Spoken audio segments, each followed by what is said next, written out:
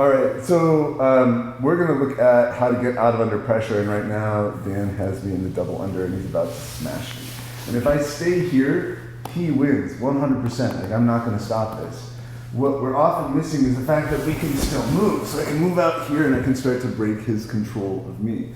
And if we slow it down just a little bit, all we're doing is that shoulder walk to create space. And now that I've broken his posture, I can do things like hook. How I use that space is going to vary a lot depending on how he's responding, what position we're in. But creating a space and moving on the mat underneath pressure is a game changer. It takes a lot of unpleasant situations and gives you some agency in where you go.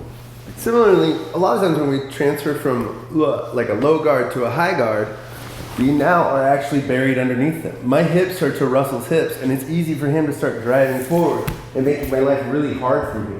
So as I move to somewhere like a high guard, we want to just already put ourselves out, and now I'm putting him in that hole, and it's significantly different. Yeah. So pushing my hips away from his hips and creating this space here is really useful, and now he's going to try and take up that space, and that same shoulder walk can keep that from happening, and it starts to collapse his shoulders into each other, because the shoulder walk I have to squeeze a bit, and that starts getting pressure here.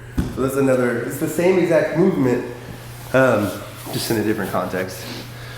Another example would be like if somebody's trapped and pinned your legs, like you really they beat your open guard and you're here, right?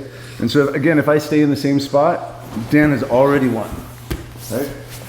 So, but once we're here, if I'm controlling his head and now I'm using my elbow here to help me walk out a little bit, and all I need is that knee to get clear, and now he's on the other side of my open guard again and has to repass. So all these different moments where if we give ourselves that movement across the ground, it completely changes the dynamic of the fight.